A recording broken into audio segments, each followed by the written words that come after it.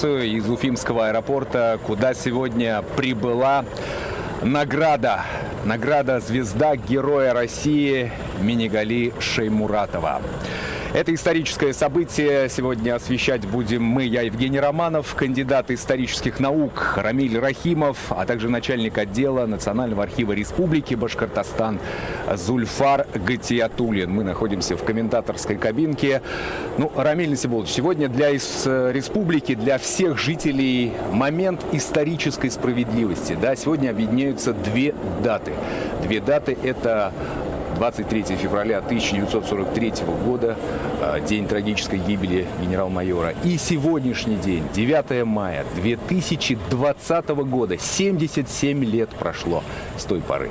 Доброе утро, Республика. Да, сегодня состоится торжественная церемония передачи Национальному музею Республики Башкортостан высокой награды, медали «Золотая звезда Героя Российской Федерации» Минигали Шеймуратова. Мы видим вертолет, на котором республику доставили золотую медаль.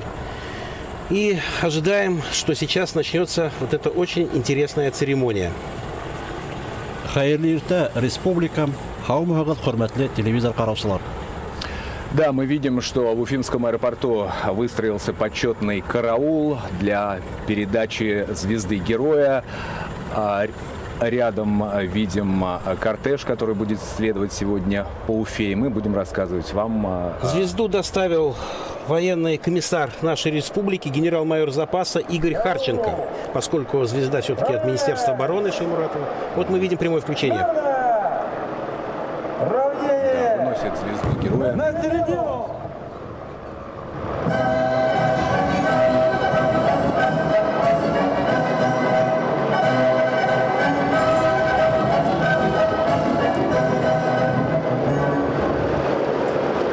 Медаль «Золотая звезда Героя Российской Федерации» генерал-майора Минигали Шеймуратова из города Москвы доставлена. Прошу передать главе Республики Башкортостан лично. Есть передать главе Республики Башкортостан лично.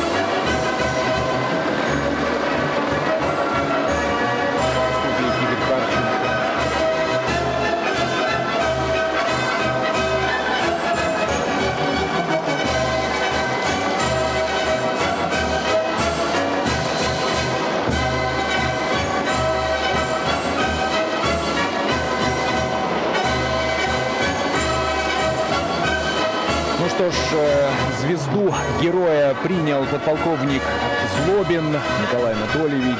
Она была установлена в специальное крепление.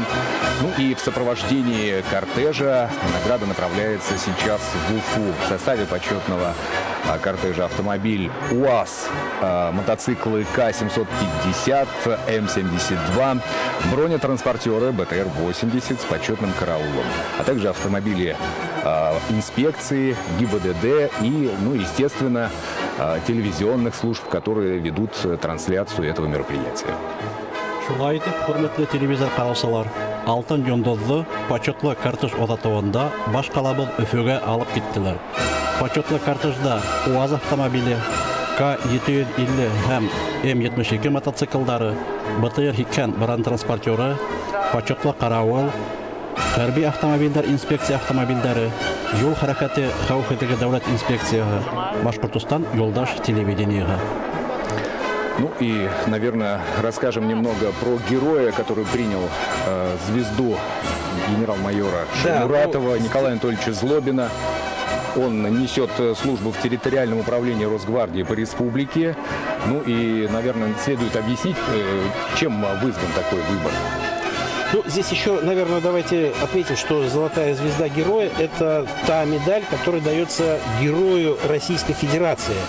А само звание Героя Российской Федерации было присвоено Минигале Шеймуратову указом президента Российской Федерации 30 марта текущего года, но к нему еще прилагается медаль. Вот медаль, которую должен носить герой, но в данном случае она передается нашей республике на вечное хранение, как очень такая важная реликвия этого героического подвига человека. А Николай Анатольевич наш герой, который сейчас сопровождает звезду. Он родился в Алма-Ате, закончил пограничное командное училище Вооруженных сил Республики Казахстан, но с 2002 года он служит во внутренних войсках нашей России. И вот, когда он находился в служебной командировке, была поставлена задача провести разведку. Это была Чеченская республика, место служебной командировки, Урус-Мартановский район.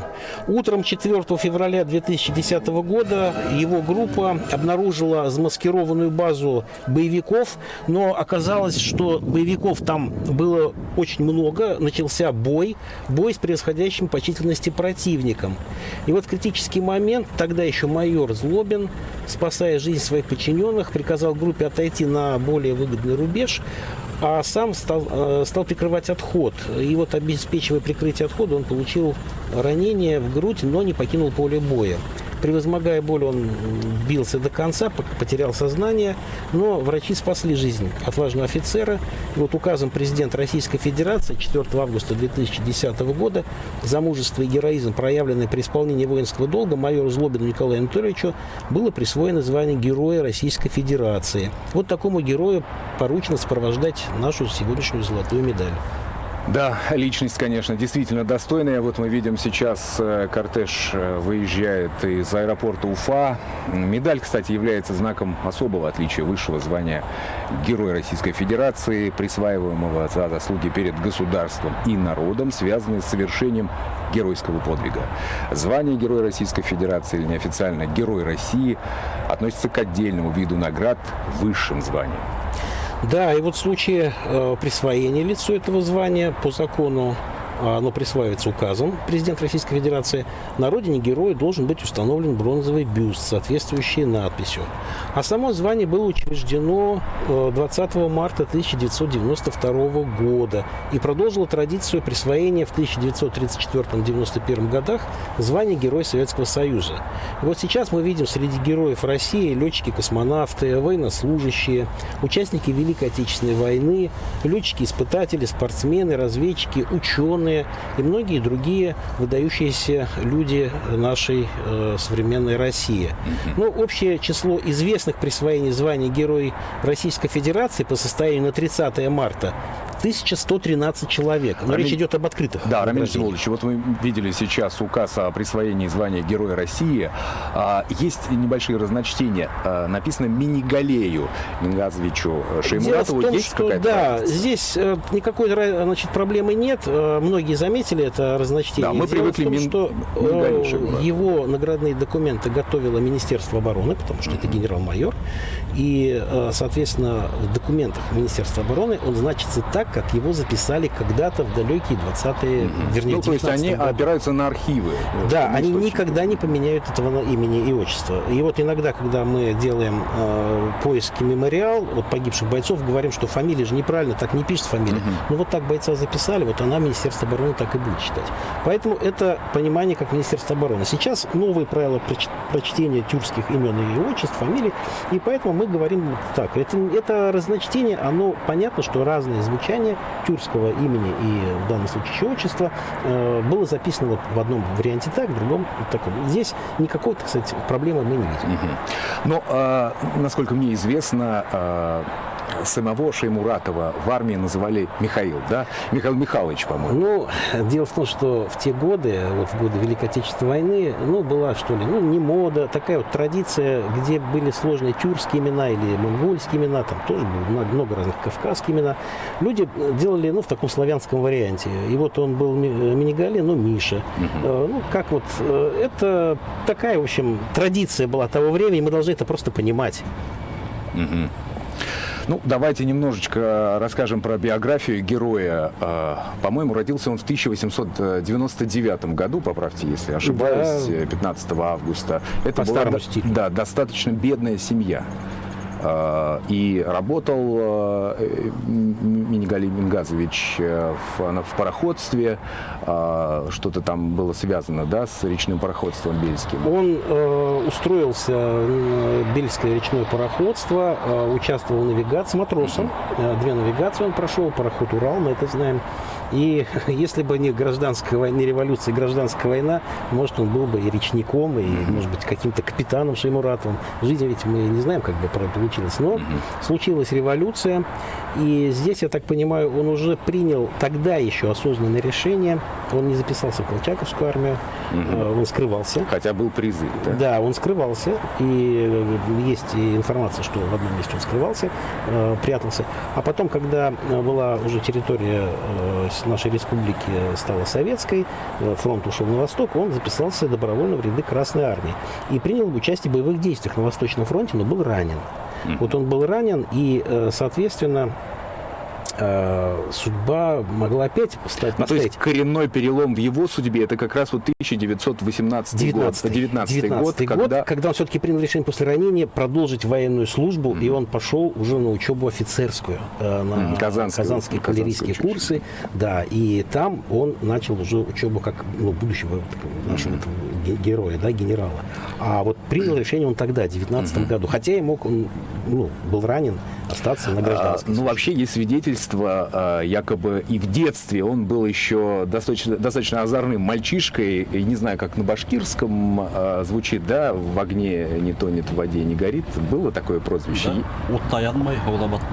Есть такое, да? Вот интересно, видимо, уже тогда закладывались. У него же очень рано умерла мать. Да, 10 лет, у него была трагическая, в общем-то, детская судьба, небогатый, и, в общем-то, очень сложно было все, и он нанимался пасти лошадей. Но, кстати, он очень любил лошадей, и всю жизнь он в был семье с ними связан. Сколько да. детей было? Ну вот мы знаем, что был он, его брат и 2 сестры. Это, собственно говоря, один брат погиб. Один брат погиб, да. Гражданской. И, собственно говоря, он больше общался с сестрами, насколько мы знаем. И такая вот сложная была судьба. Старший брат тоже принимал участие в гражданской войне. Да, в гражданской войне, да. На стороне кого? Красных. На стороне красных. И младший тоже. Вероятно, вот она, вся семья сделала осознанный выбор тогда еще. Не знаю, вот личности героя всегда обрастают какими-то байками, рассказывают, что как-то возвращаясь с работы, он принял участие в каком-то борцовском поединке в одном из парков Уфы и одолел именитого казахского борца, за что получил тальянку. Вот насколько это все-таки слухи или... Таких, в общем-то, рассказов очень много, но то, что он любил играть на гармонии и любил, когда играли на гармонии, это точно, это правда, потому что есть свидетельства его однополчан, солдат, которые об этом говорили всегда. Итак, сейчас видим, что кортеж поворачивает в сторону Уфы. Да, в кортеже мы уже говорили, что участвует военная техника времен Великой Отечественной войны. Это мотоциклы, да, и вот первый мотоцикл, на нем установлена копия Знамени Победы.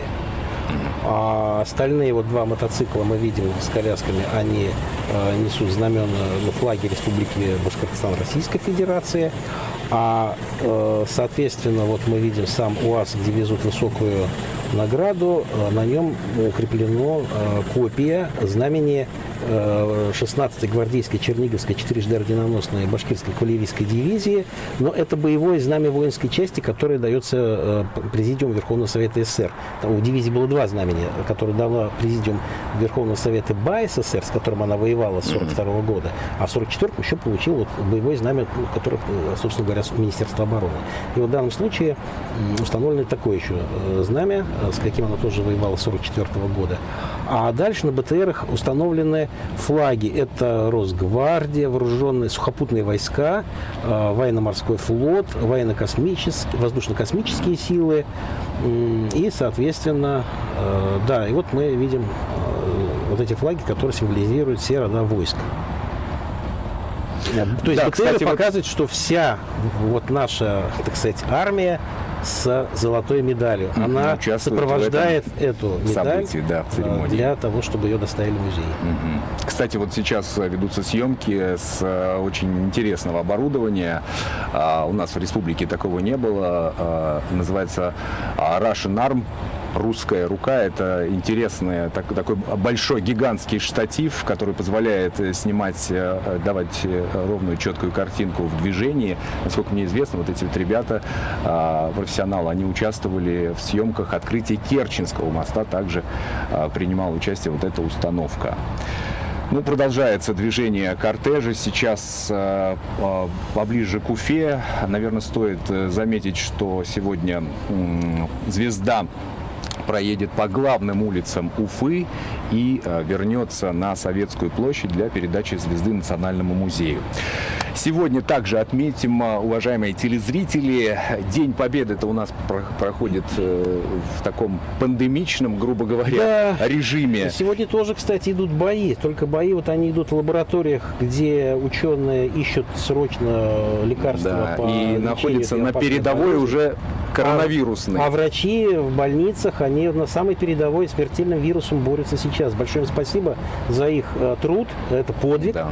А мы вот, кстати, проезжаем Сейчас место, проезжаем. где у нас Идет строительство инфекционной больницы. Новой, современной, вот она строится, Да, вот и в показывают. ближайшее время она будет пущена, и она будет служить, вот там будет совершенно новейшее оборудование, и она будет служить вот этому большому проекту, который идет, в принципе, по всему миру. Сейчас везде создаются эти больницы для того, чтобы побороться с этим вирусом, спасти жизни людей. Это очень большая работа. Насколько мне известно, уже 26 мая должны принять первых пациентов. Строительство больницы ведется в ускоренных темпах. Наш телеканал БСТ постоянно транслирует практически в реальном масштабе времени, как работают строители. Мы видели, что в форме цветка курая сам комплекс представлен. Ну, будем надеяться, что все работы будут завершены в срок. Кортеж следует в Уфу, проедет он по проспекту Октября. Сегодня также в разных точках по движению кортежа работают наши корреспонденты. Время от времени мы будем включаться для того, чтобы получать от них оперативную информацию. Ну и мне подсказывают, что сейчас уже наш корреспондент Анастасия Ильчебаева готова выйти на прямую связь и рассказать, что происходит на Советской площади. Настя, тебе слово.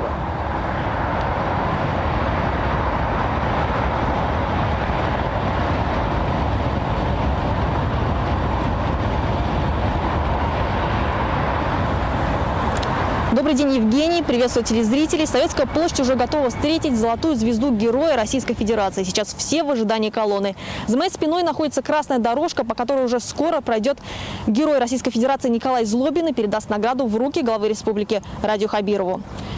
На площади сейчас присутствует военный оркестр. Все отработано уже не раз, но несмотря на это, музыканты продолжают репетировать. И, конечно, в почетном карауле будут стоять военнослужащие 29-го отряда специального назначения имени Минигали Шеймуратова. Признаюсь, немного непривычно вокруг. Ведь обычно все торжественные мероприятия, проходящие на Советской площади, собирают сотни людей. А сейчас здесь только те, кто задействован в церемонии. Но я думаю, что следить за происходящим, глядя на экраны телевизоров, во многом даже выгоднее. Этот исторический момент можно будет увидеть с самых лучших ракурсов. И сейчас хочу напомнить маршрут колонны. Жители домов, стоящих на этом пути, могут с своих балконов наблюдать за происходящим. Перед тем, как доставить награду на Советскую площадь, ее провезут по улице Цирюпа, 50 лет Октября, и уже по проспекту Октября до Горсовета, где колонна развернется, и точно по такому же пути направится в обратном направлении до конечной точки Советской площади, где сейчас мы и находимся. Продолжительность маршрута примерно 43 километра. По времени это чуть больше часа. Последние минуты долгого ожидания момента, которого ждали аж 1948 года. Мурашки по коже, когда понимаешь, что Советская площадь сегодня станет окончанием пути не колонны, которая стартовала с аэропорта, а долгого ожидания и труда тысяч людей, которые добивались восстановления этой исторической справедливости. Евгений? Да, спасибо, Настя. Вот Рамиль Сибулович, Анастасия Ильчебаева сказала, с 1948 года, да? То есть первое прошение о награде было в 1948 году. Да. И почему-то тогда был отказ. Потом 1958 год отказ и так далее, и так далее. Это очень такая долгая история. В 1948 году впервые обратился обком Совнарком СССР к Президиуму Верховного Совета, то есть все, так сказать, структуры власти с просьбой присвоить звание Героя Советского Союза к Сталину. Но ответа не было. Военные отмечали, что человек пропал без вести, непонятно, где он и что он, как это мы можем давать высокое звание пропавшим без вести. И, собственно говоря, вот эта просьба не была никаким образом не разрешена. Уже в 1958 году обратились вновь с просьбой присвоить высокое звание Героя Советского Союза, и прошение подписал маршал Семен Буденный, где он говорил, что это настоящий герой, такое награждение будет служить делу патриотического воспитания. Буденный нашел вообще слова такие Буденный, хорошие. кстати, с Буденным он служил в гражданскую войну. С 20-х годов. Да. Буденный ему когда-то еще за подвиги вручал серебряную шашку. Да. И Буденный поддержал это обращение. А более того, даже вот там сложные были взаимоотношения с командиром корпуса Борисовым, который попал в плен и потом уже вернулся. Но Борисов ведь тоже с чести этого человека написал тоже поддержку, прошение, что за все свои действия, которые совершил Шеймуратов, он давно достоин звания Героя Советского Союза. Но, к сожалению, в 1958 году это, в общем-то, дело не было разрешено никак. Было объявлено, что вот, за все подвиги он уже награжден. И, в общем-то, вот такая проблема. Давайте, Рамиль Сибулович, вернемся уже к истории попозже. Проговорим маршрут следования колонны. Сейчас мы движемся к Уфе. Да, приближаемся к Уфе. Потом по Заки в Илиди поднимется колонна. Далее на Цурюпу, да. И потом мы пойдем по 50 лет октября да. И выйдем на проспект Октября. И там уже колонна, вот нам показывают инфографику, да, там уже колонна развернется и поедет в обратную сторону по примерно тому же маршруту. Да, примерно тому же, но мы должны будем выйти на улицу Ленина еще, чтобы зайти на Советскую площадь. Да, и уже завершит следование, пройдет торжественная церемония в завершении на Советской площади. Кстати, мы видим мотоциклистов, но и тут, кстати, там сидят за рулями мотоциклов непростые люди. Это очень интересные наши земляки, выдающиеся спортсмены. Вот на одном мотоцикле находится Красников Николай Олегович, заслуженный мастер спорта, 20-кратный чемпион мира. Буланки Дмитрий Александрович, тоже заслуженный мастер спорта, чемпион мира в личном зачете, 4-кратный чемпион Европы. Богданов Михаил Анатольевич, мастер спорта международного класса, занял 3-е место в личном зачете чемпионата мира, чемпион мира в составе команды России. Чичков Иван Евгеньевич, кандидат в мастера спорта, занял 2-е место в личном чемпионате Европы и 1-е место в командном чемпионате России. И Богданов Никита Михайлович, кандидат в мастера спорта, занял 3-е место в личном чемпионате Европы и 1-е место в командном чемпионате России. Ну вот с какой скоростью сейчас едет примерно колонна? Где-то 40 километров. 40. Мне кажется, им сейчас очень тяжело, нашим мотогонщикам, удержать эту скорость на мотоцикле. Там надо еще и сопровождать, эту дистанцию надо всегда соблюдать, как должна быть очень. Ну, это профессионалы своего дела, мне кажется, они обязательно справятся. Колонна продолжает свое движение, да. Шулай итеп, дәүләт наградаһын алып барусы машиналар арасында К-750 һәм М-72 мотоциклдары, Рәсәй Федерацияһы һәм Башкортостан Республикаһы дәүләт флагтары, еңү байрагы менән Кызыл йондоз алып барусы УАЗ автомобилендә 16-нчы гвардия башкорт кавалерия дивизияһының хәрби байрагы күсермәһе. Яуда күрһәткән хәрби батырлыктары өчен башкорт кавалерия дивизияһы Ленин, Кызыл байрак, 2-нче дәрәҗә Суворов, 2-нче дәрәҗә Кутузов ордендары менән наградалана. Одакламай кортежды Агыйдел елгаһы өстендә һавала Пиргушина аэродромынан күтәрелгән югары пилотаж төркеме каршы аласак. Да, действительно, сегодня кортеж будет сопровождать пилотажная группа, но пока еще по картинке мы не видим ее. Чуть позже к этому вернемся. Но Вообще над нами сейчас, вот над кортежем, летит вертолет. Он сопровождает от аэропорта до момента встречи с пилотажной группой. Вертолет, он несет на себе два флага Российской Федерации и Республики Башкортостан. То есть вот с неба группу сопровождает вертолет, как почетный эскорт такой воздушный. А пилотажная группа из Первушина, это очень, кстати, интересная группа, которая была создана в 2016 году. В составе этой группы пилот-инструктор, президент Федерации авиации общего назначения Сергей Минигулов и пилоты Эдуард Заянов, Владимир Коровкин. И один из пилотов, Айрат Максадов, он выполнит сольную индивидуальную программу, которая будет тоже очень интересная. И вот это, кстати, пилотажная группа Первушина единственная пока что в России группа, которая массово выступает на сверхлегких воздушных судах. Но почему? Потому что Первушина наследует традицию Уфимского аэроклуба, пилотажная группа. А Уфимский аэроклуб дал путевку в небо 14 героям Советского Союза и одному дважды герою, Муса Гореев. Такого количества отважных летчиков нет в списках ни одного аэроклуба. Вертолет с флагами Российской Федерации и Республики Башкортостан как раз над кортежем. хорошо, что благодаря современным технологиям мы можем получать такую красивую картинку, впечатляющую, да, и видеть просто красивейшие планы панорамы. Но, Рамиль Осипович, давайте вернемся все-таки к генералу Шеймуратову. Насколько вот мне известно, во время гражданской войны от Буденова он получил не только шашку, но и красные шаровары, да, как было заведено в то время. Ну, красные шаровары выдавались отличившимся бойцам. Красные шаровары — это вообще было наследие царской армии. У гусарских полков им были положены краповые чекчиры, ну, это шаровары такие, из такого сукна очень крепкого, темно-красного, дорогого. Они были на складах, парадные, потому что это была форма. Гусары воевали в Первой мировой войне, но в защитной зеленой форме. Вот эта парадная форма, она и лежала. И поэтому, когда собственно говоря, гражданская война шла, решили вот в качестве награды давать вот эти красные революционные шаровары. Но это были гусарские. Один из первых знаков отличия, да? Да, кстати. Ну, нам подсказывают, что сейчас в небе над кортежем, проезжающим, появится, извините, пилотажная группа. Мы, наверное, осветим ее чуть позже. Сейчас пока не наблюдаем, проезжает под эстакадой кортеж, приближается к Уфе. Вот видим уже пилотажную группу в реке, над рекой Белой. 4, ну здесь в данном случае нет, 3 самолета. Это клин, который будет давать картинку, мы сейчас ее увидим, а один сольный самолет, он будет давать другую картинку. Вот мы, кстати, видим, и как сольный заходит с другой стороны, присоединяется к этой группе, потому что они будут выполнять каждый свою программу. Ну и мы уже говорили, да, это приветствие награде от героев неба. Дважды героя Советского Союза Мусы Гореева и герой Советского Союза Иван Пстыга. Ну да, у нас много летчиков-героев, но в целом мы, конечно же, говорим вот о наших выдающихся пилотах, летчиках, о тех, кто вот с детства мечтал о небе и осуществил свою мечту. И Муса Гореев, человек, влюбленный в небо, он стал летчиком.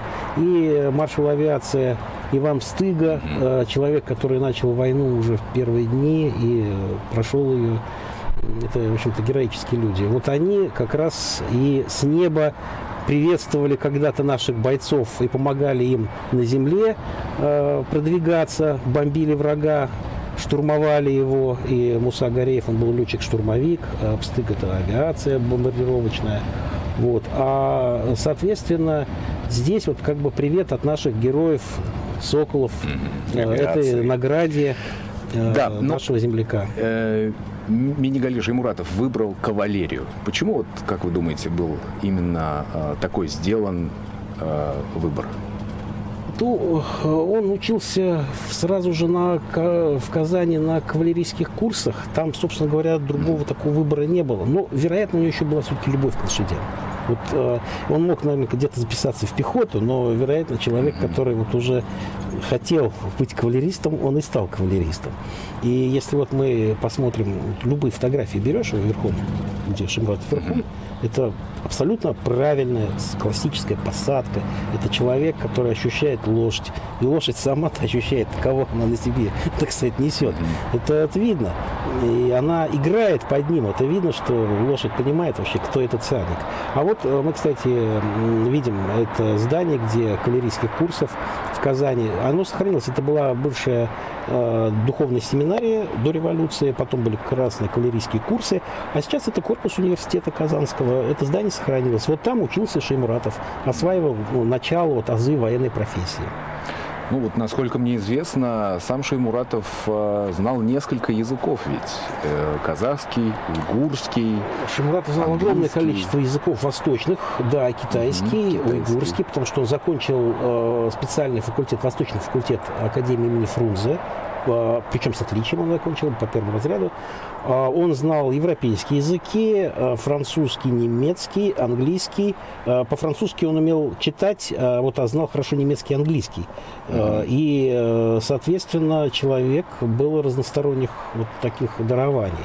И когда он был в Китае, собственно говоря, он находился в служебных командировках, но ведь в Китае он... А вот что сейчас нам показывает? Это паспорт? Это его, да, паспорт, его вот разговорник, то есть вот он, человек учился, то есть записывал какие-то слова, вот как это произносится, чтобы... Я в личном деле читал, что говорит на китайском по словарю, там было записано. Да, но дело в том, что мы знаем, что он руководил потом боевыми действиями в конце 30-х годов в Китае, а там уже не по словарю будешь руководить. Он не случайно был награжден за это орденом Красного Знамени. Да, но действия связаны как раз с милитаристской политикой Японии, да, по-моему.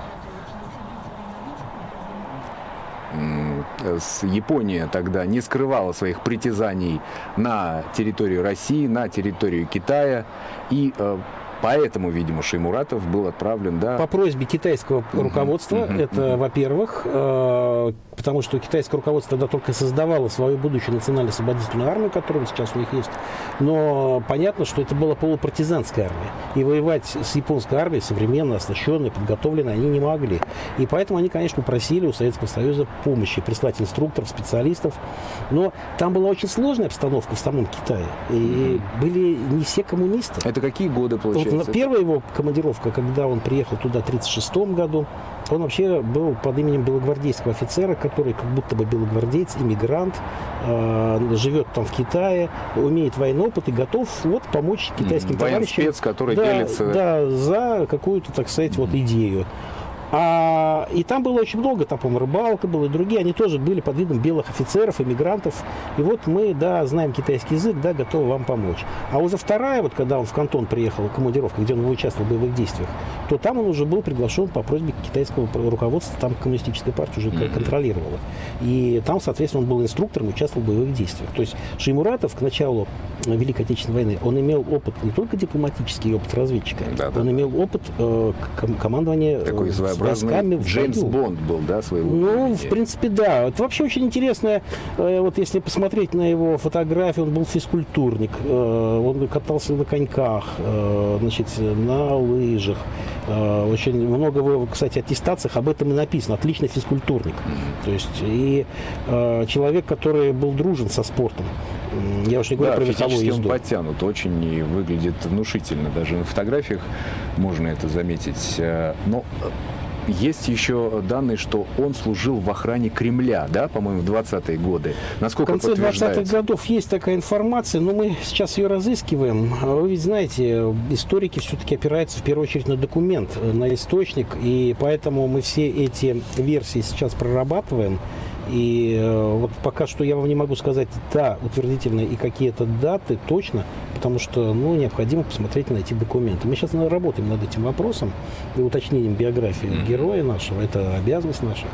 И, разумеется, мы постараемся об этом, в общем-то, сказать. Но, скорее всего, что-то было с этим связано, потому что в начале войны он ведь вошел в командование первого особого полка кавалерийского, а он создавался из тех подразделений, которые были связаны с московским гарнизоном и охраной Кремля, то есть кавалеристов.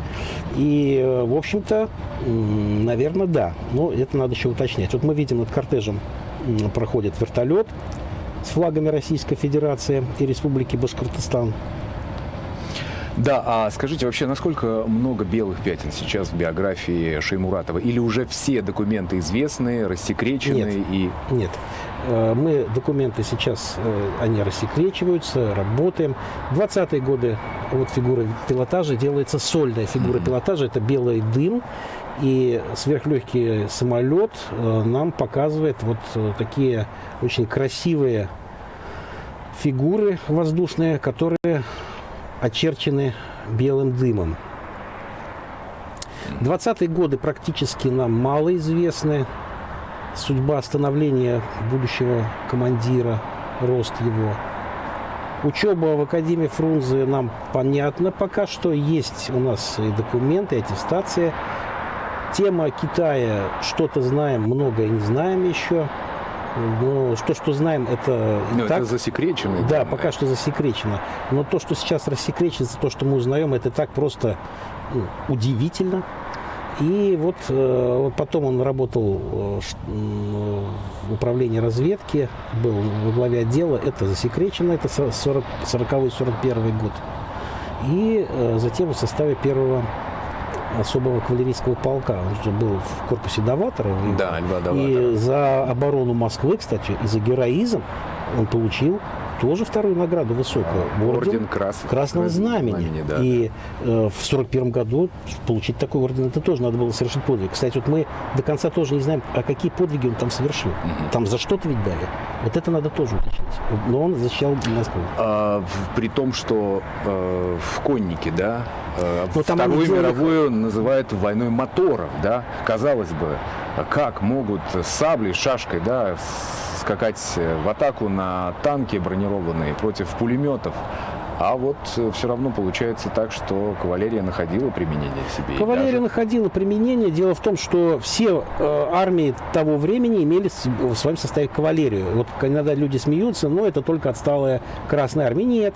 И армия Вермахт имела, и СС имели кавалерийские полки, и имели это армия Франции, Польши, соответственно, британская армия, и армия США, кстати, которая высаживалась, тоже имела кавалерию.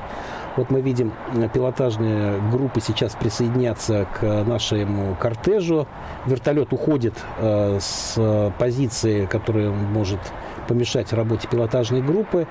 И, собственно говоря, мы сейчас ожидаем вот этого воздушного шоу над кортежем, где едет в Уфу золотая звезда Героя Российской Федерации, которая присвоено звание Героя Российской Федерации Шеймуратову, которая, в общем-то, должна теперь храниться вечно в Национальном музее нашей республики.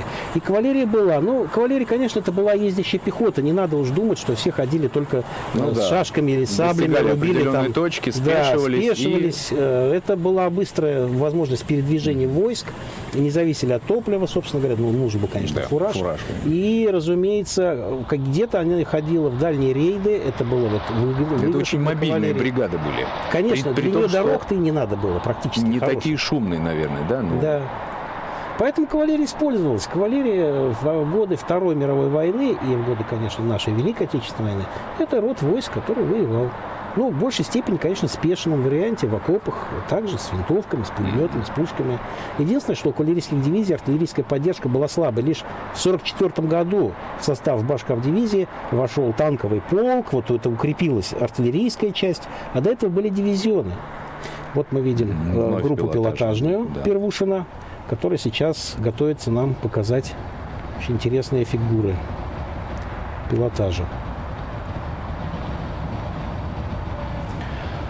Ну что ж, продолжим мы следить. Да, появляется это флаг Республики Башкортостан, да. Цветовая гамма флага Республики Башкортостан. Это Забегая фигура немножко называется вперед. клин, кстати. Да, скажу, что появится еще и флаг России. Да. Да, ну два флага у нас здесь как приветствие. Кстати, один из типов этих самолетов собирается у нас вот в Первушино из частей, собственно говоря, его там делают как небольшой Ну, главное, чтобы мини-завод. не сэкономленного пиломатериала, чтобы Нет, они нет, летали но это всё-таки. современное все материалы, это хорошая техника, проверенная. А вот, кстати, Рамиль Насибулович, как формировалась Башкавдивизия? Это 42-й год, зима, да? она начала формироваться Там с же 41 года. Там же были, в принципе, не конники, да, не кавалеристы. Люди учились держаться в седле с самого нуля.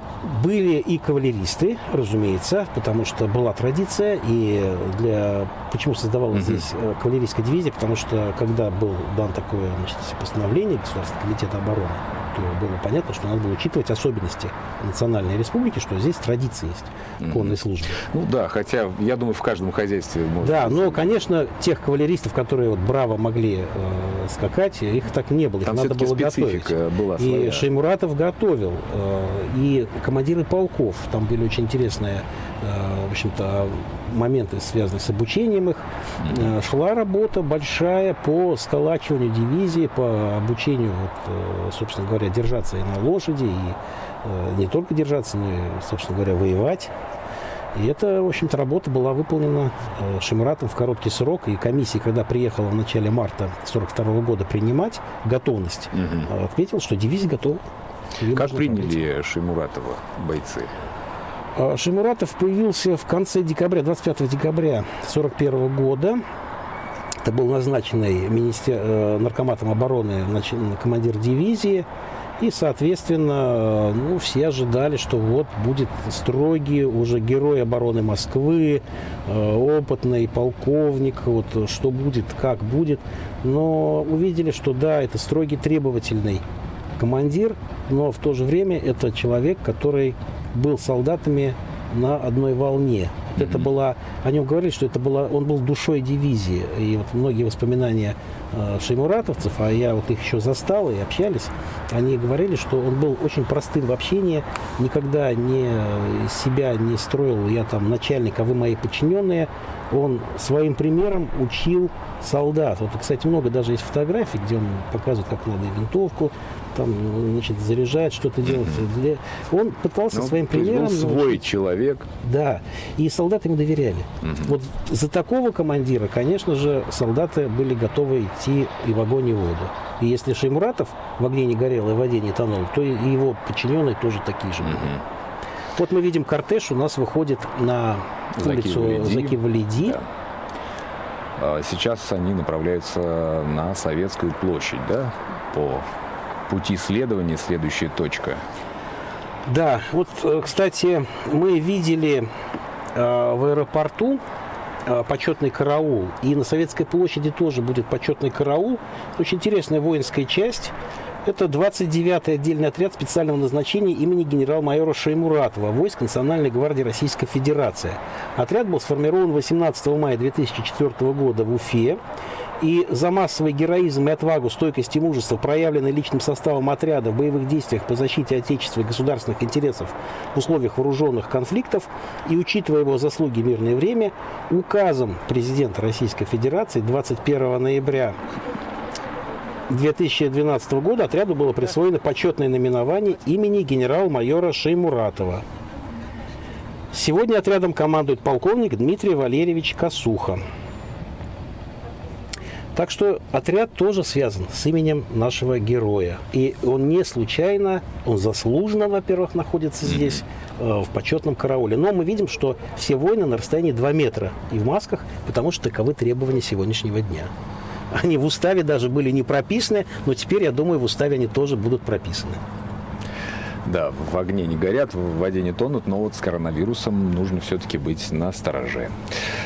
И давайте, наверное, скажем о самом ордене, да. Не все знают, что на звезде написано верность, мужество. Это мы говорим об ордене, долг. который был у нас учрежден в 2019 Орден году. Шеймуратова. И 23 февраля были первые награждения. Глава республики наградил людей, которые совершили лично подвиги, спасая людей. И да, это очень красивый, кстати, орден. И на его, собственно говоря, в обрамлении портрета Шеймуратова в профиль вот написаны эти интересные слова: верность, мужество, долг. Это, по сути, характер легендарного генерала.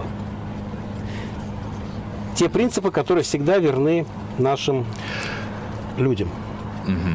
Да, и еще раз напоминаем, что сегодня мы ведем прямую трансляцию. Начали в Уфимском аэропорту, где сегодня приземлился вертолет с звездой Героя России Минигали Шеймуратова. И сейчас кортеж следует уже по улицам Уфы, также в разных точках города. Работают наши корреспонденты, и они рассказывают нам свежую информацию о том, что происходит вокруг, и какие-то интересные данные, детали. Нам подсказывают, что сейчас наш коллега готовится к выходу, но пока он готовится, давайте, Рамиль Насибулович, еще раз обсудим, продолжим обсуждать личность Минигали Шеймуратова.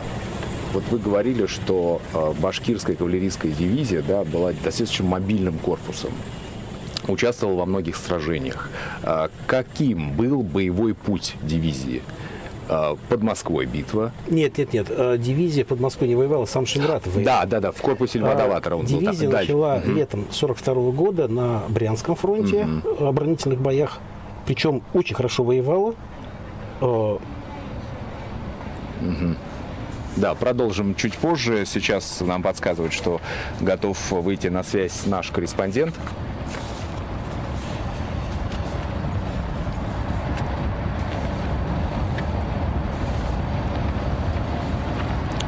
Итак,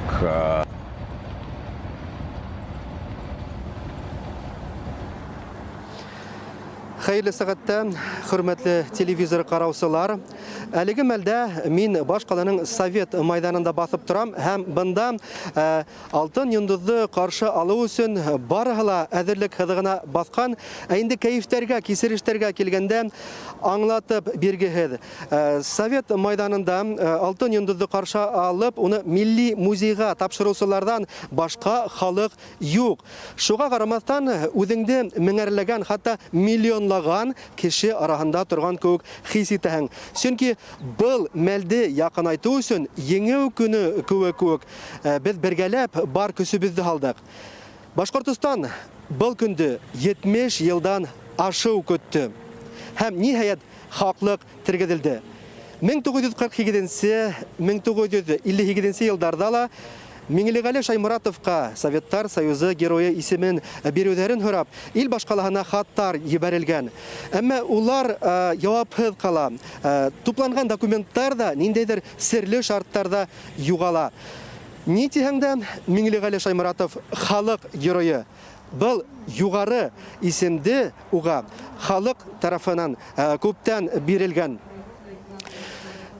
Совет мәйданына килгәндә алтын йондызны алып килүче хәрби техниканы каршылаучы оркестр был тойгыларды көчәйтә генә.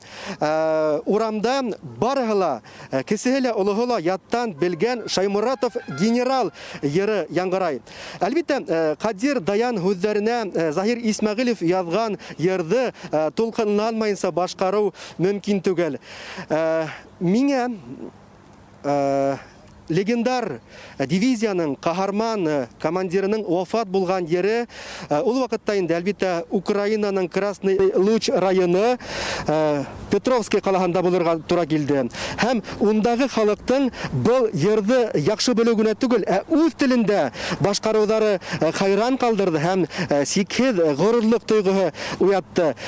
Был инде Луганск халкында үз ерен фашист илбасарларынан азат итүче генерал Шеймуратовтың исеме мәңгелеккә уелып калуына ишара һәм дәлил. Ысынында 112-нче башкорт кавалерия дивизияһы милләт ара каһарманлык өлгеһе. Чөнки 1943 елга тиклем башлыса башкорттар булса, һуңынан инде дивизияла 30 милләт вәкиле исәпләнә. Әйткәндәй, Советтар Союзында милли дивизиялар байтак була. Инде уларның Кабарды-Балкар, Калмык, Чечен, Ингуш атлылары гына хугышка инә. Һәм әйтергә кирәк, тап безнең дивизия гына таркатылмайынса, хугыштың адагынаса, эл багаса барып етеп дан яулай. Дивизияның 78 яугиры Советтар Союзы геройы исеменә лайык.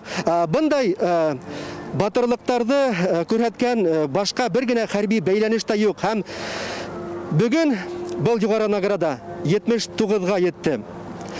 112-нче Башкорт кавалерия дивизияһы күрһәткән каһарманлыктар хөрмәтенә Мәскәү 15 тапкыр салют аткан. Һәм Миңлегали Шаймуратовка Рәсәй герое исеме бирү инде 16-нчы тапкыр салют атуга тиң. Айнур, рәхмәт. Без бүген тарихи минуттарның шаһиты. Зур тулкынлану кисерәбез. Безнең күз алдында тарих языла. Айнурның әйткәннәренә өстәп, шуны әйтергә теләр инем. 2019 елның 23 февралендә Башкортстан Республикаһы башлыгы карары нигезендә Шаймуратов ордены булдырыла. Һәм иң беренчеләрдән булып, ошо орден менән 112-нче Башкорт кавалерия дивизияһы ветерандары Мөгин Нагаев, Габделхай Зарипов, Бөек Ватан һугышы ветераны Кашаф Сәмиғоллин, Афган һугышы ветераны Илдус Халитов, Төньяк Кавказда терроризмга каршы операцияларда катнашучы Ички эшләр министрлыгы хезмәткәре Руслан Гайнуллин, укытучы Екатерина Першина, балаларды һәм өлкән яшьтәгеләрне коткаручы почта хезмәткәре Эльвира Шәйхмәтова бүләкләнде. Спасибо, Зульфар Габитович, за интересную информацию. Ну вот мы видим, когда Айнур выходил на прямую связь, что на Советской площади выстрел, а вот нам показывают архивные данные, архивное видео вручения ордена Шаймуратова, да, которое проходило... Вот, кстати, из того же отряда 29-го, который у нас сейчас в почетном карауле, этим же орденом награжден Вадим Сафин, снайпер, который был, в общем-то, в большой такой сложной операции военной. Он был ранен, и, собственно говоря, после этого ранения он был комиссован с воинской службы, но он попросил своим личным рапортом оставить его на службе, и специально был дан такой приказ главнокомандующим внутренними войсками оставить его на военной службе. И вот ефрейтор Сафин был награжден вот этим орденом генерала Шаймуратова. То есть вот у нас служат какие люди.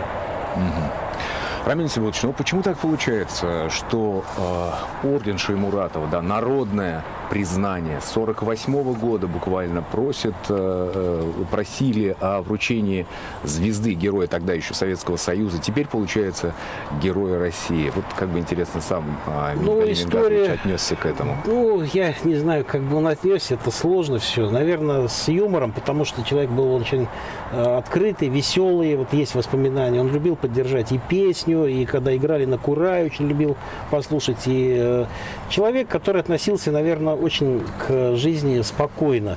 Такой вот выдержанный человек. Я думаю, он бы не ходил, бы не просил сам этого, потому что то, что он совершил, требовало награждения. И вот в 2012 году, кстати, возвращаясь к этой теме, тоже было обращение к президенту Российской Федерации с просьбой наградить Шаймуратова уже званием Героя России, но, к сожалению, не получилось. В нашей республике прошла акция в поддержку этого обращения, были подписи, тысячи подписей. И в конечном итоге в 2015 году к министру обороны обратился Асхат Гадельшин, председатель Совета ветеранов Башкав дивизии, но ему было дано разъяснение, что вот все награждения, они были уже произведены, Шаймуратова как будто бы награждать нет смысла. И здесь, конечно же, большую настойчивость провел в этом вопросе Ради Фаритович. Он изучил документы, в общем-то, попросил специалистов проанализировать действия Шаймуратова, и Ради Фаритович лично побывал в Донбассе, в Луганской Народной Республике, на месте боев нашей дивизии. Село Петровское. Да, село Петровское, да. И на месте гибели нашего генерала. Он пообщался с местным населением. Оно ведь свято хранит память о наших героях. А ухоженные памятники, которые вот в результате конфликта были разрушены, они их восстановили. Они даже, может, вот многие дома не восстановили, а памятники башкирским конникам они восстановили. И там свято хранят память о наших героях и в музее. И, собственно, в нескольких музеях там есть экспозиции. И Шеймуратов для них это тоже герой, это их герой. Он у нас общий герой, это герой же России. И... Ну вот вы говорили, что не было свидетельств гибели Шеймуратова, якобы пропал без вести, а ведь есть воспоминания... Были, да, конечно же. И в конечном итоге вот...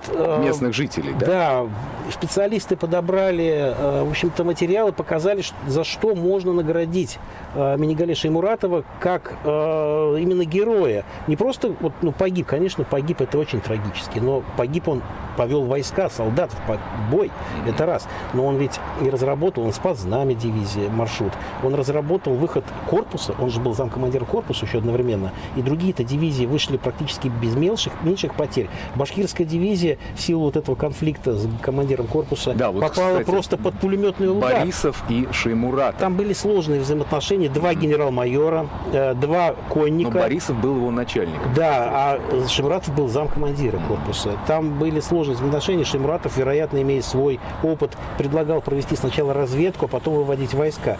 Но Борисов настоял, что нет, необходимо сейчас. И Шеймуратов был вынужден, понимая, что он отправляет солдат, по сути, на смерть, пойти с солдатами, а потому это что он не мог их бросить. Подтвержденный факт, что якобы Борисов нетрезвый в окружении... Есть несколько свидетельств совершенно разных лиц. Оружием. И документы, которые Ради Фаритович вот привез нам с Луганска, ему ветераны передали для вечного хранения воспоминания, в том числе адъютанта командира 15-й дивизии, который был там. Об этом тоже написано. То есть есть такие свидетельства, и мы им не можем не верить. Но, соответственно... Войска ведь находились в окружении. Да, они выходили из дальнего рейда и находились уже в окружении. И, в общем-то, мы показали, что есть возможность как-то наградить. И вот Ради Фаритович добился того, чтобы он встретился с президентом Российской Федерации Владимиром Владимировичем Путиным. Он ему рассказал о Шеймуратове, объяснил, рассказал о том, какой подвиг и что конкретно сделал Шеймуратов.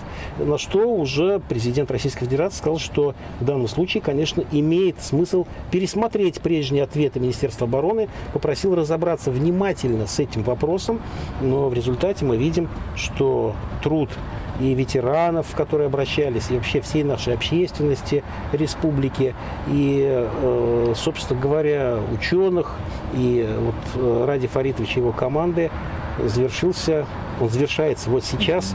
Вот таким... Момент его завершения, да. Мы участвуем сейчас. Этот момент, он с наградой связан. А дальше момент завершения еще не закончится, потому что будет работа в архивах, мы будем работать, и необходимо будет написать большую биографию генерала, героя Российской Федерации, и историю башков-дивизии дополнить ее подвигами, которые еще не опубликованы, и, конечно, еще точка не поставлена. Но вот в данном случае с награждением мы сейчас видим, как происходит эта торжественная церемония. Приближается, кстати, золотая медаль кортеж, героя, да, проехал по проспекту Горсовету. Октября. Сейчас разворачиваются они на Горсовете и уже направляются в обратную сторону к торжественному моменту на Советской площади. Да, действительно, сегодня исторический день, эпохальное просто событие для всех жителей нашего региона. Торжество справедливости исторической, орден, звезда Минигали Шеймуратова прибыл на родину, и сегодня мы ведем прямую трансляцию с этого замечательного, великолепного во всех отношениях события. Скажите, пожалуйста, Рамиль Насибулович, Борисов, вот его судьба как сложилась дальше? Он попал в плен, был в плену. То есть они не вышли из окружения? Нет, погибли два генерала, Шеймуратов и Дудко, в бою погибли, захоронены там, они похоронены в братской могиле. Тут Извините, перебью. Шеймуратов, получается, они шли уже на верную смерть. Да, но Шеймуратов не мог отправить солдат погибать, а сам остаться, знаете, где-то. То есть он спрятаться. Возглавлял. Да, это был честный человек, который не мог поступить по-другому. Мы это понимаем. И он погиб, и генерал Дудко погиб, тоже герой.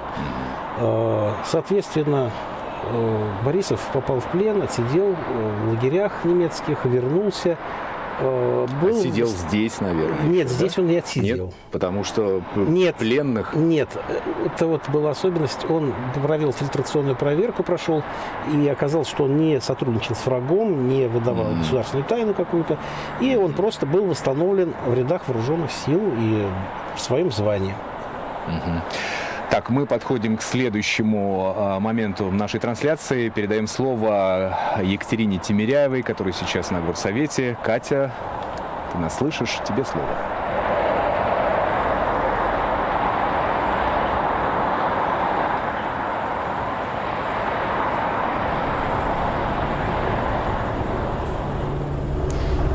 Коллеги, уважаемые телезрители, здравствуйте, приветствуем, поздравляем всех с 9 мая, с этим великим днем в истории нашей страны.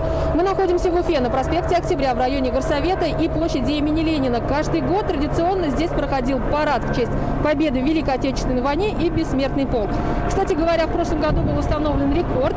Количество участников Бессмертного полка, которые прошли вот на этой территории, составило более 112 тысяч человек. Колонна растянулась на 2 километра. Ну и в целом по республике тоже в прошлом году был установлен рекорд. Количество участников Бессмертного полка достигло 405 тысяч человек. Это официальные данные. Но, как вы видите, сегодня, в этом году здесь пустынно, но не провести звезду, золотую звезду генерала-майора Шеймуратова здесь было нельзя. Она здесь, вот видите, проехала несколько минут назад. Обсудим сейчас акцию «Бессмертный полк». В этом году из-за объявленного режима самоизоляции из-за коронавируса она проходит в новом формате, в режиме онлайн. Обсудим это вместе с председателем Общественной палаты Башкортостана Ольгой Панчихиной. Ольга Юрьевна, здравствуйте. Ну, мы знаем, что каждый человек мог зарегистрироваться либо на федеральном сайте 2020.polkrf.ru, либо на республиканском. Его анонсировал глава Башкортостана Ради Хабиров, polk02.ru. Вот каково количество участников акции в режиме онлайн Бессмертного полка в этом году? Здравствуйте. Ну, во-первых, конечно, хочется всех поздравить с Днем Победы, 75-летием Великой Победы. И да, в этом году Бессмертный полк проходит совершенно в ином формате. Это онлайн, и все желающие люди могли разместить фотографии своих близких, тех, которые прошли в годы Великой Отечественной войны, от начала войны до конца, тех, кто трудился в тылу, и этих людей, наших близких, родных, можно было разместить. На республиканском сайте сегодня размещено уже более 40 тысяч наших жителей нашей республики. И вот сейчас уже в эти минуты на федеральном сайте Бессмертного полка идет онлайн-трансляция, которая идет уже более 6 часов. И сегодня можно еще разместить своих близких, фотографии своих родственников, своих ветеранов до 3 часов по московскому времени. Поэтому у нас у всех есть возможность сделать в память о наших родных вот такой вот наш жест памяти и скорби прежде всего, и вечной памяти нашим близким.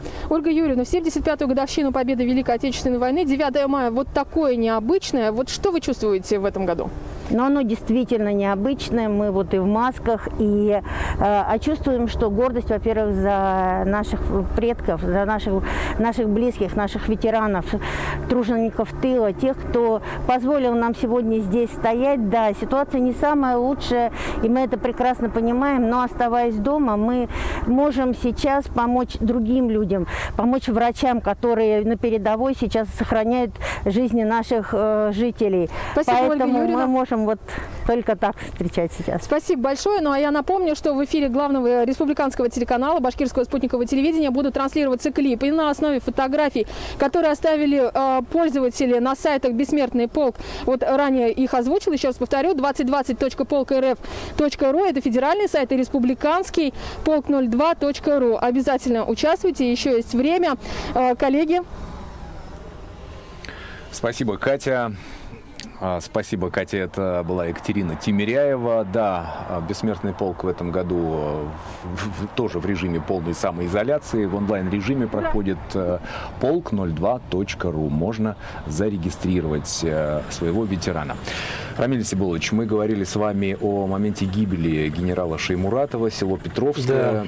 42 год, существуют разные версии, которые, по крайней мере, на поверхности. Да, да, версий много, что и был ранен, попал, оттащили в избу, попал в окружение, значит, казаков, которые служили нацистам, и они его изрубили шашками, измывались над телом уже и бросили в колодец. Были, значит, такие версии, что он убит и закопан где-то, значит, в селе, чуть ли не в сарае. Там разные есть версии, но, вы знаете, мы, историки, всегда придерживаемся той версии, которая есть как-то обоснована и которая еще логична. Есть расследование комиссии 1948 года, где был судмедэксперт, где были люди-очевидцы этих событий, местное население допрашивали и опрашивали. И люди показали, что вот этот человек, вот эта фотография как раз и был захоронен в братской могиле. Поэтому, в общем-то, мы сейчас считаем, что в братской могиле в Петровском похоронен вместе со своими солдатами, вместе со своими героями-воинами и генерал-майор, гвардии генерал-майор Минигали Шаймуратов. Все остальные версии, если они есть, почему они не были реализованы, если кто-то может это доказать, пусть покажут какой-то колодец или еще что-то, и мы проведем раскопки, да, и, собственно говоря, есть возможность провести генетический анализ. У нас есть люди, которые связаны с этим родом Шаймуратовых, и мы, в общем-то, можем тогда эту версию рассматривать. Но в данный момент это разные версии. Я считаю, что надо считать то, что мы и считаем. Комиссия 1948 года. И, разумеется, конечно, генерал погиб и захоронен вместе со своими солдатами. Это очень важно. Братскую могилу никто раскрывать не будет, потому что она охраняется законом. Это братская могила. То, что он погиб, есть свидетели со стороны, собственно говоря, башкавдивизии. Их несколько человек это видели. И, соответственно, это героическая смерть нашего героя.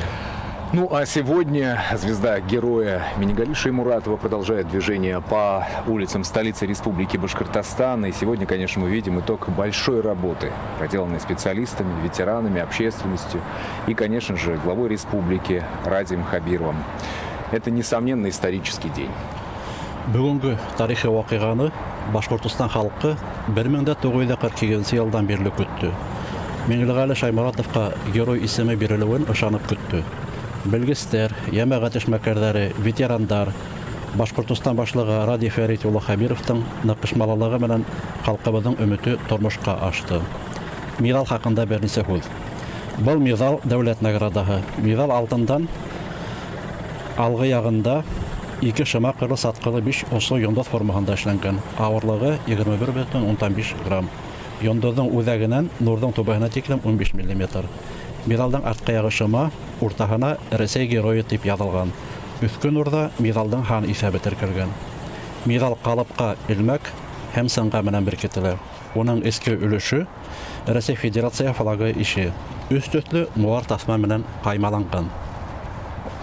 А скажите, пожалуйста, вот сейчас в архивах республики есть, кстати, такой, тренд, что ли, я не знаю, все архивы оцифровываются. Да. В республиканском есть материалы по биографии генерала Шаймуратова? Будут ли они в свободном доступе? Как их можно посмотреть, изучить, ознакомиться? В принципе, вот Зуфар Габитович может это подтвердить. Я могу сказать, что вообще надо хранить исторические документы в архивах. Там есть специальные условия, это государство берет на себя и это право, и там все это очень внимательно следят и сохраняют. Очень хорошая традиция показал наш глава республики, который посетил наш национальный архив и передал те документы, воспоминания ветеранов и свидетельства жителей Луганска о гибели дивизии, о боевых действиях, о партизанском движении, о том, как спасали наших воинов, как хоронили их. И это все эти документы он передал в архив. А в архиве показали новые документы, которые рассекречены, связанные с формированием башкавдивизии. Эти документы сейчас находятся на свободном доступе. И, конечно, любой исследователь может прийти их, прочитать, и будут они опубликованы. И архивисты, кстати, мы видим бумаги, которые передали воспоминания, это глава республики нашей передал. Вообще Ради Фаритович очень внимательно относится к этой проблеме. Это не просто разовый шаг, съездил в Луганскую область. Нет, он и съездил в Луганскую область, он и контролирует формирование архивов.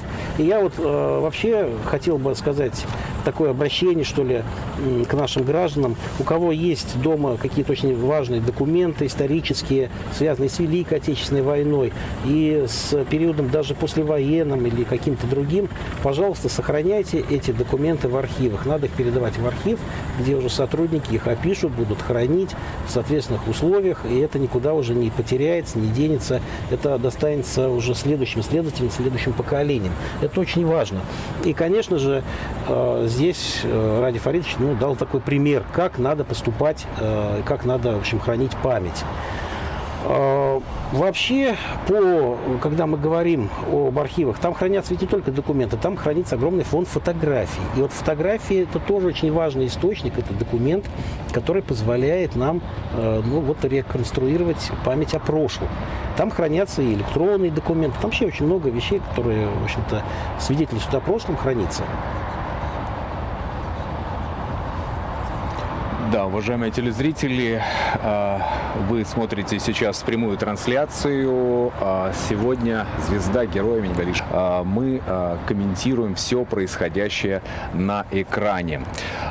Также сегодня большое, Рамиль Сейбулович, вам за такие интересные факты, интересные пояснения по биографии генерал-майора Шеймуратова. Кстати, вот по поводу дивизии, послевоенной ее истории, она ведь закончила в Бранденбурге с Берлинской операцией, а затем весь 7-й корпус гвардейский, он стал механизированным. От кавалерии отказались, они перешли на технику, и его отправили в Азербайджан на службу. Он стал 31-й механизированной дивизией, стал называться. Затем он стал в 50-е годы называться 25-й мотострелковой, затем стал 23-й гвардейской мотострелковой. И вот затем дивизия была выведена из Азербайджана в 1992 году на территорию Российской Федерации. А куда делась, собственно говоря, вот эта слава Бранденбургского корпуса краснознаменного, ордена Ленина, ордена Суворова? Сейчас это 24-я отдельная гвардейская Бранденбургская ордена Ленина краснознаменная, ордена Суворова бригада специального назначения, которая базируется в Новосибирске. Вот это почетное наименование она получила в 2013 году. То есть традиции нашего корпуса, где была башкавдивизия, они сейчас продолжаются вот в этом отряде спецназа в Новосибирске. И, собственно говоря, традиции башкирских конников, они там и теперь тоже продолжаются. Да, о традициях раз заговорили, давайте вспомним про то, что не всегда практически ассоциируется с именем генерал-майора Минигали Шеймуратова. Это, конечно же, песня. Да. В каком году она появилась? Вообще песня была написана в годы войны. Автор музыки Загир Исмагилов, автор стихов Кадыр Даян. Очень, очень непростая судьба была у этой песни. Песня была очень непростая, потому что ее народ сразу поддержал и начал петь. Через какое-то время вообще считали, что песня народная, ее сочинил народ, и музыку сочинил народ. И это, наверное, самая лучшая награда композитору и автору стихов. Раз народ, значит, вот так оно и есть. И в конце 40-х годов, когда начались вот такие гонения, песню даже запрещали, что это такое, мифология какая-то, что это, как это, генерал не тонет, не горит. Там. Но народ пел. Вот эту песню запретить было невозможно. И сейчас, конечно, для нас эта песня – это очень важная память народная. Мы приближаемся, кстати, к Советской площади. Она связана непосредственно с именем Шеймуратова, потому что здесь формировалась башкавдивизия, здесь находились Совет народных комиссаров, призывное ведомство, затем здесь же находился Президиум Верховного Совета рядом, областной комитет партии. Шеймуратов там каждый практически день ездил из дома и сюда, решал вопросы обеспечения фуражом, питанием, потому что дивизию должна была обеспечивать республика. Решением ГКО, это национальная республика обеспечила дивизию. И Шеймуратов на Советской площади, то есть то, что будет, Советская площадь, она стала в 1954 году, а до этого была часть улицы Пушкина, но там уже с 1938 года проходили демонстрации. Это уже была такая точка власти для Уфы, и он бывал там уже практически очень часто. Посещал заседания обкома партии и, соответственно, в Совнаркоме решал вопросы. И вот по мнению нашего историка, который изучал историю башкав-дивизии в советское время, это Мемдар Ахмадиев. 25 марта 1942 года в здании Совнаркома были торжественные проводы дивизии от имени Президиума Верховного Совета. Ну и здесь рядом находился Верховный Совет, который, собственно говоря, дал дивизии свое знамя 22 марта. И мы, в общем-то, всегда ассоциируем эту площадь с именем Шеймуратова. И сейчас она будет реконструирована. И там будет установлен памятник, конная фигура нашего героя. Это будет, собственно говоря, завершение вот этого ансамбля строгого Советской площади. Это будет наша дань памяти нашему герою. И я думаю, что мы через некоторое время увидим площадь совершенно в другом варианте.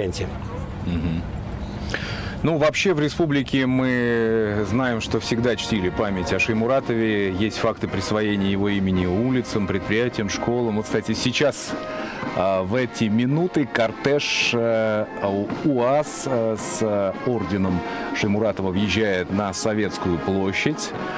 Здесь уже его ждут ровные ряды воинов, сводный духовой оркестр, состоящий из 40 музыкантов, духовой оркестр Башкирской государственной филармонии имени Хусаина Ахметова, главный дирижер и руководитель Фергат Сафуанов и духовой оркестр культурного центра Министерства внутренних дел по Республике Башкортостан под руководством дирижера Дениса Нуриманшина. Дирижирует Фергат Сафуанов, заслуженный артист Республики Башкортостан, художественный руководитель и главный дирижер филармонии. Продолжу, что в республике чтили память Шеймуратова. Вот в Парке Победы установлены бюсты Шеймуратова и Кусимова, выполненные Владимиром Дворником. В 2015 году на деньги, собранные республикой и Российским военно-историческим обществом, в Шеймуратова, родина героя, называлась она деревня Биштики. Да, но потом после войны была переименована. Переименована, да, был установлен и торжественно открыт конный памятник Шеймуратову, монумент воинской славы, автором которого стал наш земляк, живущий в Москве Денис Стритович. Ну, вот мы уже говорили, настоящим памятником, выражением любви народной стала песня Шеймуратов. Да, стала генерал. песня. Ну, а сейчас у нас звучит в эфире уже наша традиционная песня этого дня «День Победы».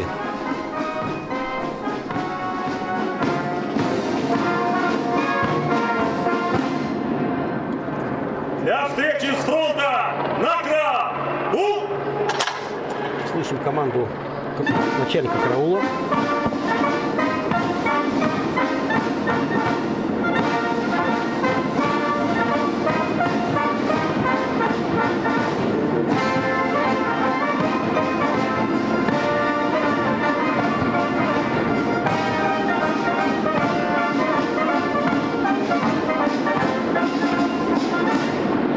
Товарищ глава Республики Башкортостан, указом президента Российской Федерации генерал-майору Минигали Шеймуратову присвоено звание Героя Российской Федерации. Передаю вам медаль «Золотая звезда Героя Российской Федерации» для вечного хранения Республики Башкортостан.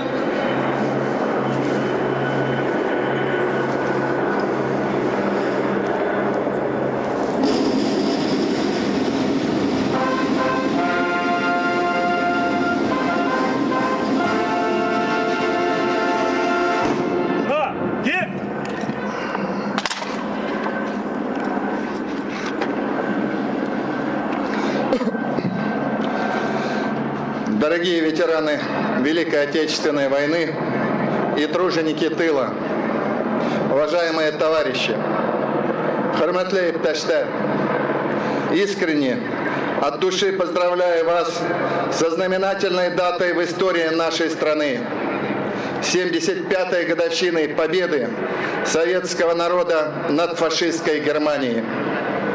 Война затронула каждую семью в нашей стране. Это главный для нас всенародный праздник.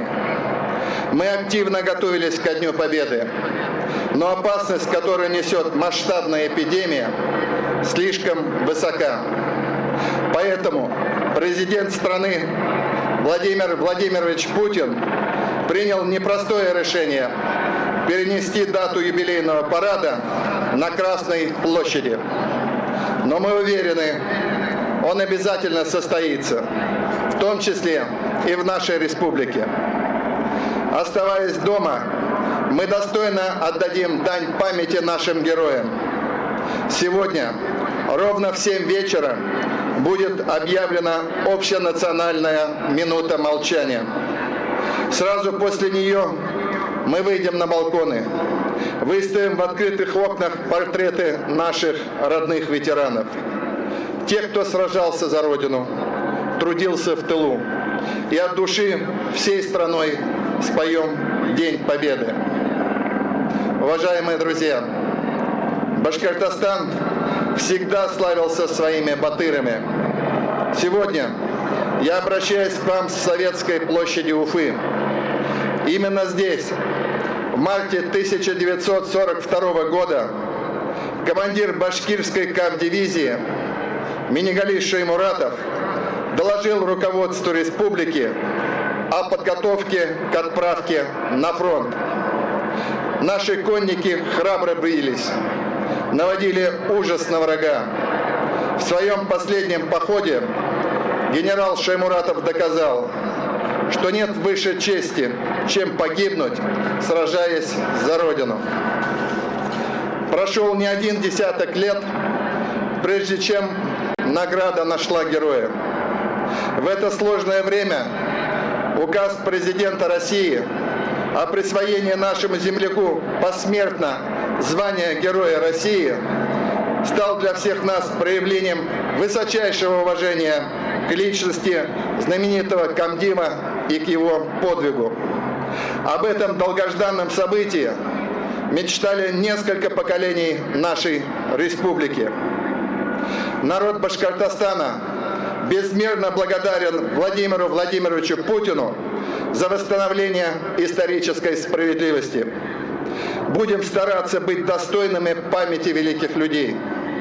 Не отступим, так же, как они, перед трудностями и испытаниями.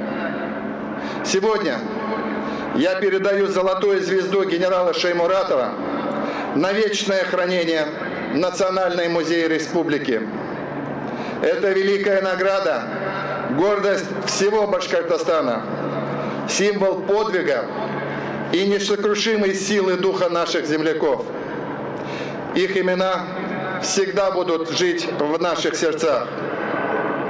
Уважаемые товарищи, победа далась нашему народу ценой огромных потерь. Прошу почтить светлую память всех павших минутой молчания.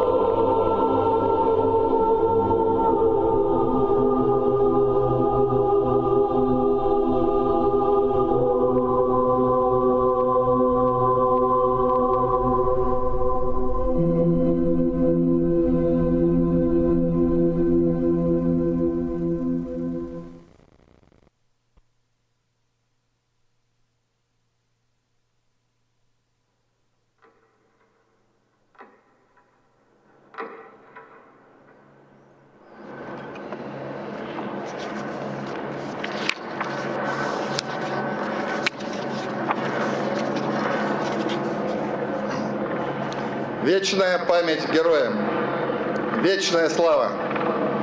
Желаю нашим уважаемым ветеранам здоровья и долгих лет жизни. Земной поклон вам, дорогие фронтовики и труженики тыла.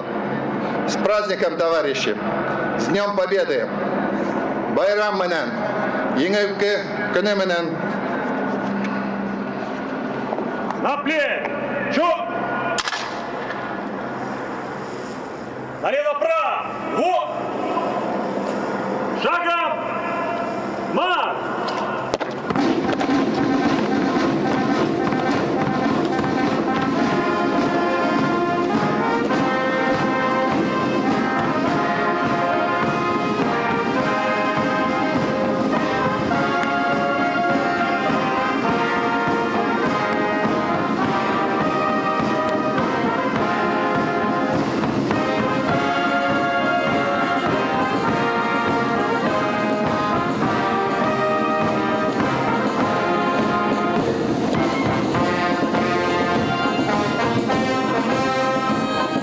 Дорогие друзья, продолжается прямая трансляция с прибытия ордена генерал-майора Минигаля Шаймуратова. Мы подходим к кульминационному... Золотая звезда, медаль. Медали, да. Кульминационному моменту передачи звезды Национальному музею Республики Башкортостан. Вот мы уже говорили, что в нашем регионе многое делается для увековечения памяти генерал-майора, в частности, на родине земляка в Кармаскалинском районе. Шул бүгінгі күнде Минигаля Шаймуратовтың якташтары легендар генералдың исемен мәңгеләштерү буенча бик күп эш башкара. Тарихыбызга, данлы үткәнебезгә карата хөрмәт өчен кырмыскалаларга олы рәхмәт. Минем күзәтүләремчә, республикабыз райондарында, авылдарда халык яуда ятып калган батырларын онытмай, обелисклар, хәрбиләр йөргән урындар тәртиптә тотыла. Тауган якты өйрәнү буенча олимпиадаларда мәктәп укучылары, укытучылар, музей хезмәткәрләре белән берлектә үзләренең кала, район, авылдарының хәрби тарихы турында тәрән йөкмәткеле докладлар әзерләп чыгыш яһай. Бандай игътибарга лайык зур эш бөтә республика буенча алып барыла. Добавим также, что медаль «Золотая звезда» Героя Российской Федерации будет храниться в Национальном музее, где находится орден Красной Звезды, которым был награжден Шаймуратов за бои лета 1942 года. Но так и не был вручен ему в свое время. Орден передали республике в 2016 году. В Национальном музее также хранятся личные документы и вещи героя. И святыня народов Башкортостана, знамя 112-й Башкортдивизии. Главу республики сопровождают кадеты Уфимского кадетского корпуса Уфимской школы-интернат первоначальной летной подготовки имени дважды Героя Советского Союза Мусы Гареева. Это Файзрахманов Антон, Кагарманов Анвар, Бекметов Артур, Хуснулин Радим, Колпащиков Александр. У всех у них прадеды участвовали в Великой Отечественной войне, были ранены, воевали, получили награды. Это память, которую сейчас уже правнуки сохраняют и несут в своих сердцах. И вот они, отличники боевой и политической подготовки, как сказали бы раньше, а сейчас просто кадеты, которые выполняют свои учебные и служебные обязанности, им доставлено вот такое высокое право быть в почетном эскорте главы, которая на своих руках несет высокую награду, медаль Героя Российской Федерации Минигаля Шаймуратова для вечного хранения в Национальном музее Республики Башкортостан. Вот именно по этой дороге и ходил в 1942 году Шаймуратов в обком партии, из Совета народных комиссаров. Здесь он проходил решал задачи по формированию дивизии. Да, это путь нашего генерала, тогда еще полковника Шаймуратова, который был в феврале, в марте 1942 года. Эйе, асанлап табана әйтергә кирәк. Безнең архивта ошо дивизияны оештыру, оны һәрбер кирәкле әйберләр белән тәэмин итү турында бик күп документлар һаклана. Шулай ук бына тыл хезмәткәрләренең дә батырлыктары, көндәлек эшләре турында һәрбер кеше бына станок артында басыуда алып барган бөтә эшләре турында документлар бына безнең архивта һаклана. Ну, мы видим сейчас, что главу республики Башкортостан встречает почетный караул, директор Национального музея Марат Зулькарнаев и его сотрудники.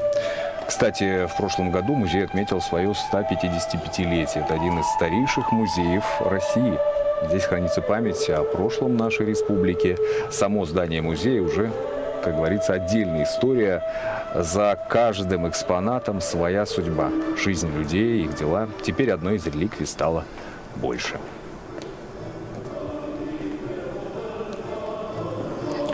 И также отметим, что в ближайшее время звезду героя смогут увидеть жители Башкортостана. Она будет в свободном доступе. Все посетители Национального музея смогут лицезреть эту уникальную награду.